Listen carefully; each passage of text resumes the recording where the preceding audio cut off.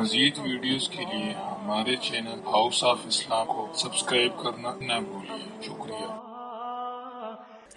اس قالت الملائکۃ، اب آگے چلیے، اور جب کہ کہا فرشتوں نے یا مریم، اے مریم، ان اللہ یبشرک بکلمۃ منہ، یبشرک بکلمۃ منہ، اللہ بشارت دے رہا ہے تمہیں اپنے ایک کلمے کی، اس کلمے کا مراد ہے بیٹے کی، اسمہ، اس کا نام ہوگا المسیح عیسی ابن مریم، مسیح عیسیٰ ابن مریم، وجیہا فی الدنیا، وہ دنیا میں بھی بہت باعزت ہوگا، والآخرہ، اور آخرت میں بھی، ومن المقربین، اور وہ اللہ کے بہت ہی مقرب بندوں میں سے ہوگا، ویکلم الناس فی المہد وکہلا، اور وہ لوگوں سے گفتگو کرے گا ماں کی گود میں بھی اور پوری عمر کو پہنچ کر بھی، ومن الصالحین، اور وہ نیک بندوں میں سے ہوگا۔ اب یہ ہے کہ جو حضرت مسیح کی جو خوشخبری حضرت مریم کو دی گئی ہے، اب اس میں نوٹ کیجئے، پہلی بات وہی کلمہ جس کے لیے آیا تھا کہ حضرت یحییٰ کے بیٹے، جو حضرت یحییٰ جو ہے زکریا کے بیٹے، وہ تصدیق کریں گے اب اللہ کے کلمے کی۔ وہ کلمہ کون ہے؟ حضرت مسیح ہے، جن کی نبوت کی تصدیق پھر حضرت یحییٰ نے کی ہے۔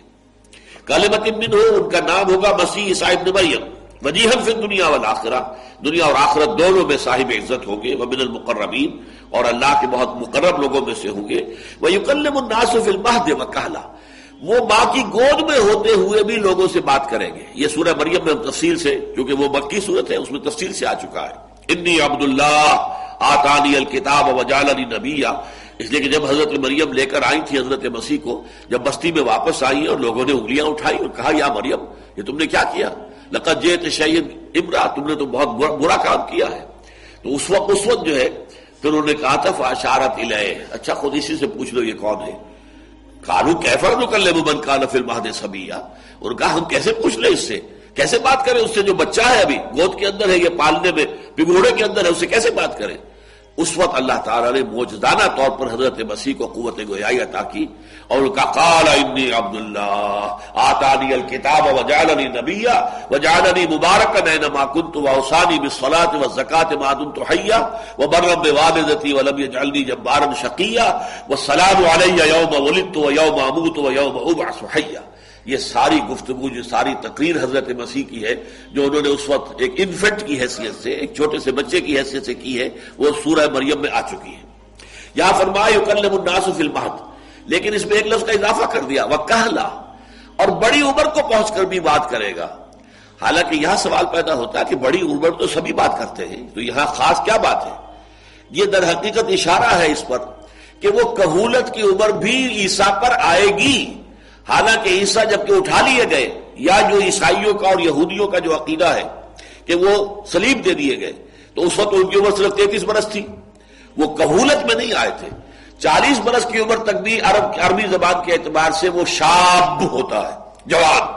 کہولت آتی ہے 50 کے بعد، تو گویا کہ حضرت مسیح علیہ السلام پر کہولت بھی آئے گی جو اب تک نہیں آئی ہے۔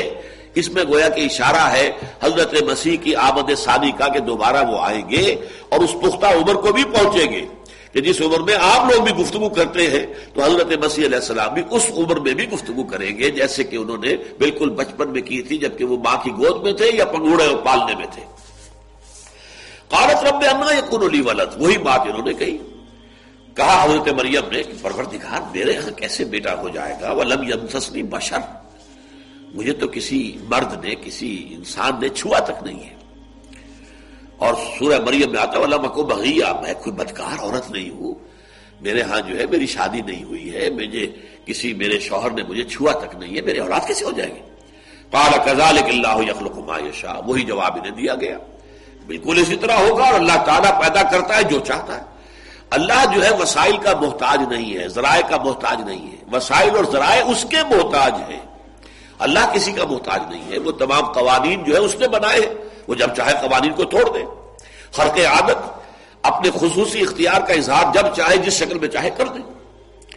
اذا قضى امرا فانما يقول له كن فيكون، وہ تو جب کوئی چیز کا فیصلہ کر لیتا ہے تو بس وہ کہتا ہے کن فیکون، اور وہ ہو جاتی ہے۔ یہی کلمہ کن ہے جس نے کہ حضرت مسیح علیہ السلام کی ولادت کے ضمن میں جو باپ کا حصہ ہے وہ ادا کیا ہے۔ وَيُعَلِّمُهُ الْكِتَابَ وَالْحِكْمَةَ وَالتَّوْرَاةَ وَالْإِنجِيلَ، اور اللہ سکھائے گا اس کو، یعنی حضرت عیسیٰ کو. ابھی یہ ساری وہی پیشن گوئی چل رہی ہے حضرت مریم ہی سے بات کرتے ہوئے. وَيُعَلِّمُهُ، اور سکھائے گا اس کو کتاب بھی اور حکمت بھی، یعنی تورات اور انجیل. اب یہاں پہ جو 3 واو آئے ہیں، کتابہ والحکمہ، ایک پہلا واو آ گیا، والتورات دوسرا واو آ گیا، والانجیل تیسرا واو آ گیا. پہلا اور تیسرا واو جو ہے یہ واو عطف ہے، اور درمیانی واو جو ہے یہ واو تفسیر ہے. یعنی اللہ سکھائے گا انہیں تورات اور حکمت، یعنی وہ اللہ سکھائے گا کتاب اور حکمت، یعنی تورات اور انجیل. اس لیے کہ تورات صرف کتاب ہے، انجیل صرف حکمت ہے. یہ بہت اہم نقطہ ہے، اس کو نوٹ کر لیجئے. تورات میں قوانین تھے، ڈوز اینڈ ڈونٹس، یہ کرو یہ نہ کرو. حکمت، دانائی، یہ ابھی نوع انسانی جو ہے عہد طفولیت میں تھی، وہ دانائی اور حکمت کی تلقین اسے کی ہی نہیں جا سکتی تھی. بچے کو آپ فلسفہ نہیں پڑھا سکتے. ہاں بچے کو آپ تاریخ کے حقائق بتا سکتے ہیں کہ فلاں سن میں یہ ہوا، فلاں سن میں یہ کیوں ہوا، کیا اس کے وجوہات تھی، کیا اسباب تھے، کیا اس کے عوامل تھے. یہ چیزیں جو ہے تو فلسفہ تاریخ جو ہے وہ تو بڑے اونچا لیول پر جا کے پڑھایا جائے گا. تو کتاب جو ہے یہ ہے قانون، شریعت، اور حکمت ہے وہ دانائی، انڈر لائنگ وزڈم. اس قانون کے، ان احکام کے پیچھے، حکم کے پیچھے حکمت ہے. اس حکمت کی تعلیم جو ہے وہ بچپن میں نہیں دی جا سکتی، اگرچہ احکام دیے جا سکتے. لہذا نوع انسانی کے عہد طفولیت میں کتاب تورات دی گئی جس میں احکام تھے. دی 10 کمانڈمنٹس، لفظ ہی اس کے لیے مشہور یہ ہے، احکام عشرہ، دی 10 کمانڈمنٹس. لیکن پھر حضرت عیسیٰ کے زمانے تک نوع انسانی اس درجے پختہ ہو چکی تھی کہ اسے حکمت بھی تعلیم بھی دی گئی. تو یعلمہ الکتاب والحکمہ، اللہ اسے سکھائے گا کتاب یعنی قانون بھی اور حکمت دانائی بھی، یعنی والتورات والانجیل، یعنی تورات بھی اور انجیل بھی. تورات تو پہلے سے موجود ہوگی، اللہ تعالیٰ اس کی تعلیم اسے دے دے گا، اور انجیل اسے عطا فرمائے گا. وَرَسُولًا إِلَىٰ بَنِي اسرائیل. اب یہاں یہ نوٹ کرنے قابل ہے بات، وہ ہوگا ایک رسول بنی اسرائیل کی طرف. جب یہ 2 کنٹمپریریز ہمارے سامنے آتے ہیں، حضرت یحییٰ، لیکن ان کے لیے آخری لفظ جو آیا ہے وہ نبیم من الصالحین، وہ صالحین میں سے نبی ہوں گے. ٹھیک. حضرت عیسیٰ کے بارے میں آ رسولاً الی بنی اسرائیل، وہ رسول ہوں گے بنی اسرائیل کی طرف. یہ فرق ہے ان دونوں شخصیتوں کے مابین. حضرت یحییٰ نبی ہے، رسول نہیں ہے.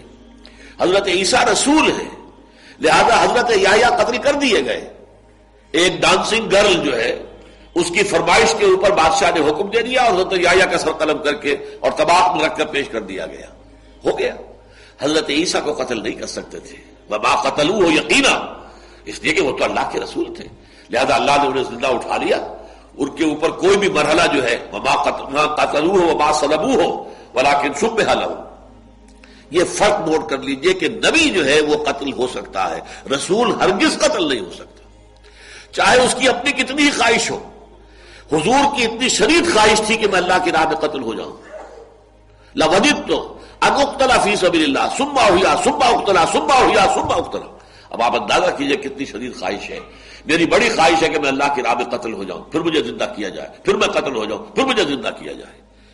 لیکن یہ خواہش پوری نہیں ہو سکتی. کیوں؟ کہ اللہ کا قانون جو ہے اس کے خلاف ہے. یہ رسول وہ مغلوب نہیں ہو سکتا. مقتول کیسے ہوگا؟ ہاں نبی قتل ہو سکتا ہے.